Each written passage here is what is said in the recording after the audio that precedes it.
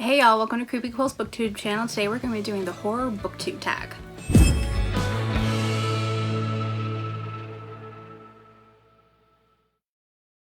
Alright, question 1. How and when did you get into horror? So for me, that's sort of a nature versus nurture. My birthday is actually October 22nd, which puts it very close to Halloween.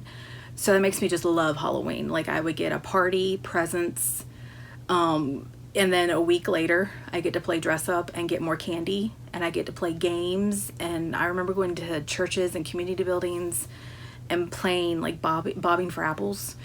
So like any movies that center around Halloween, I was always like, I think it was called Witches. I loved Hocus Pocus. Just anything around Halloween I was obsessed with. So gradually that means I'm going to be into horror.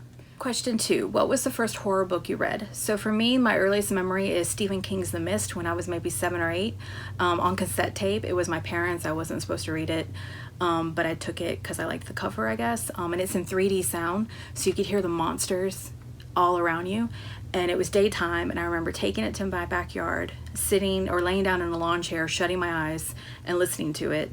And then one of my dogs put his cold nose, I think, on my arm, and it made me jump because he did it at just the right point. So that's my earliest memory. And I have the CD now, and I also have the book. I still love this book. But I also remember Scary Stories to Tell in the Dark. I used to carry around those books, especially when I was with my friends. We would read them in the woods. And I read Goosebumps. All right, question 3. What horror-related goodness can we expect from your channel? Well, Steve does want to get more involved, which I do intend for him to. So I have a series in mind. I also started a little notebook full of ideas and I have a folder. In case you didn't know, this is a folder. So I have a series, Skeleton Steve. I don't want to give away too much because I kind of want it to be a surprise, but I also do decorate books. I like to decorate monster books, I guess you could say. Like, this is the dragon. I don't know if you can see that. But I haven't done it in a while because I've run out of places to put them. So I don't know if y'all be interested, but I can make some more and then maybe give them away as prizes for some games. This is the first one I did that lights up. But yeah, I like doing stuff like that. So, but yeah, I have a bunch of stuff in mind, but I don't want to give too much away. All right, and then the next question, do you have any favorite themes or subgenres within horror? So for me, number 1 would be haunted houses. Anything to do with fog, mazes, mist. I like a good atmospheric horror. I just feel like it's more memorable for me because I'm pretty hard to scare. Probably because most horror readers are like that. Like, if you read so much, you get a little desensitized. But atmospheric horror really builds up. Like, you put any character in the wrong atmosphere, it's a good story usually. 90% of the time, especially if it's done right. So that would be my answer for that one. Name an underrated horror novel or author. So for me, this is Simon John Cox. I've read 2 short stories by him, and just as I was saying about atmospheric horror, they're memorable. His stories are memorable for me. He did a Slender Man one, and he did Green Teeth, I believe it was called. And he isn't well known. I think he's trying to get a novel published. But I would definitely recommend him. Look him up on Amazon. Like, both of those stories were short, but they were definitely memorable. And I would love to read a full-length horror novel from him. All right, and the next one is name an overrated novel or author. And for this one, I'm going to say Edward Lee. And for him, I still read his stuff, and some people may not know him, but he writes a specific kind of horror. The subgenre of his is basically like if Quentin Tarantino and Rob Zombie had an author baby, it would be Edward Lee. Like, he is the definition of like a trigger warning. So unless you have the stomach for his kind of books or can handle, like, if you're at all sensitive, stay away from him. But that's not my issue with him. I don't have a problem with triggers and stuff like that. But for him, I think sometimes maybe because he has sort of I don't want to say cult-like following, but I think people are quick to defend him because he gets insulted for writing that kind of stuff. It's overlooked. Like, I feel like in his books, sometimes the quality. It's not the story. Like, how do I explain this? In some of his books, I feel like some characters aren't even necessary. They're just there for shock value. He writes a lot and he overdoes it on certain parts just to freak you out or gross you out. And I guess I'm looking for more quality, as in, these 2 characters didn't even have anything to do with the plot. Like, if they weren't in the story, it wouldn't have made a difference. You know what I mean? And so I think they were pretty much there to rape a bunch of women. So that's kind of my issue with his stuff sometimes. And then there was one book, I think it was Big Head, where he gave two of the characters like a southern drawl, which I'm a Southern Belles, and I took no offense. It's fine. He gave them even a thicker accent than, you know, my y'alls and hey, you know, whatever. But then all of a sudden he put their southern drawl in the narrative. So it's like the character was speaking, but then it went in the narrative, and I was the only one who noticed that. I was like, was that on purpose? But then again, it's like watching a B horror flick. So you get what you come for. Like I said, I still read him. So in a way, he's not overrated. Because when I think of that kind of stuff, I think of him. And I'll go and read him. And then what was Flesh Gothic was pretty good. Probably because it took place in a haunted house. So I kind of like that one. And then Header. Header was very Header. So that's my answer for that one. But do you understand why I think he's overrated? But I just don't think that stuff is really brought to attention too much with him, because people are quick to defend him for what he writes.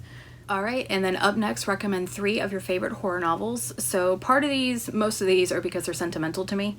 That's why they're so memorable. But the stories are great too. So I'm gonna say Stephen King's The Mist, because I think this is one you could read twice. When I was younger, I remember thinking, hey, the monsters are the monsters. And then when I'm older, I realized, hey, the people, they're kind of jerks. So this has something psychological to it, so I love this one.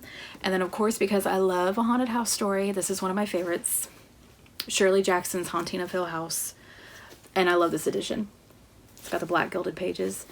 But this is just pure, I mean, she makes the house a character. The way she writes this house is just pure atmospheric horror at its best. I mean, it's pure poetry.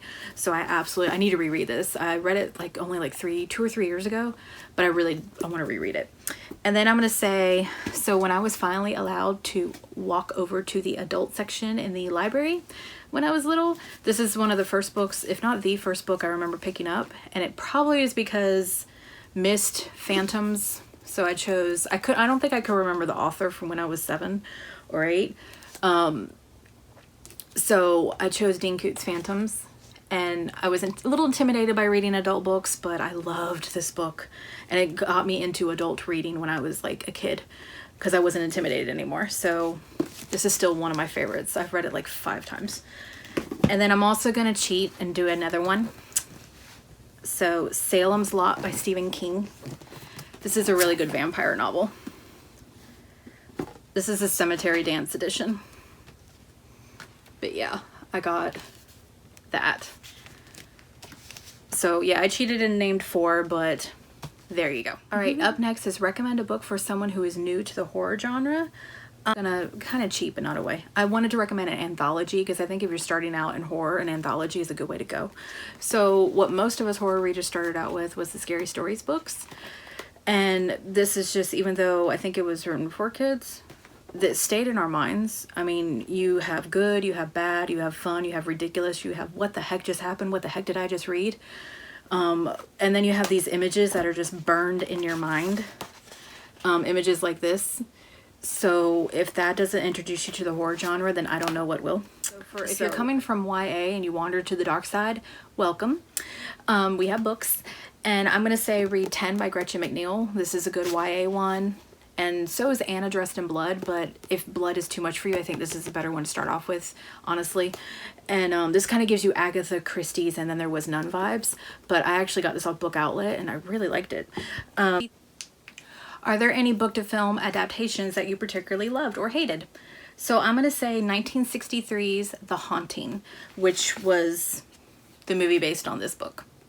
So I thought they did a fantastic job. The one who played Nell, like, poor Nell. But the pounding on the walls, it is black and white, but I personally don't mind black and white. I like old movies, you know. So I recommend watching that movie.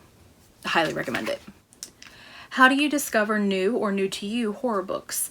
Amazon, because they do, like, if I read a book, they'll be like, we recommend this book then, and so does Goodreads. And then also Booktube. You guys. What was the last horror book that you bought? So I got Creepers by David Morrell, and this one's about, you know, those YouTubers that go to abandoned places and film and stuff. This is about a group that does that, and something bad is going to happen to them. So I thought I've never read anything like that before, so I thought that sounded intriguing. And then yeah, there's 3, but I got them kind of all at once. So and yeah, the author I mentioned, Edward Lee, Jack Ketchum, and Richard Lehman, Triage. So the concept of this book is that someone gave these 3 different authors the same premise and they had to write their own story on it. I thought that sounded really fascinating. And then I also got Uzumaki, Junji Ito. I had a hard time getting this book too. Like I ordered, anyways. So yeah, I got those 3 and I'm really excited for those. What horror book is at the top of your wish list? So one just came, I'll mention 2 because one did just come out like last week that I was really looking forward to. It's called The Toll by Shuri Priest. And then the other one comes out in October, A Lush and Seething Hell. It's supposed to be a cosmic horror. It sounds very Lovecraftian, so I'm kind of digging that. And then it's by John Jacobs and Chuck Wendig. So I'm looking forward to those 2. All right, and the last one is to tag people. And I tag you. If you're watching this and you want to do it, go for it, because this is a great way for us to get to know each other. You know, what necessarily scares me may not scare you. I like to know like what started you into horror, if you're just getting into it, what did. Hey Little Thrifter, this was a great idea. I love this. So yeah, anybody who wants to do it, go for it. And thank you so much for watching. Don't forget to leave me a comment if you've read any of these books, or, you know, just have a conversation. I like to talk to y'all. All right, have a good one. Bye.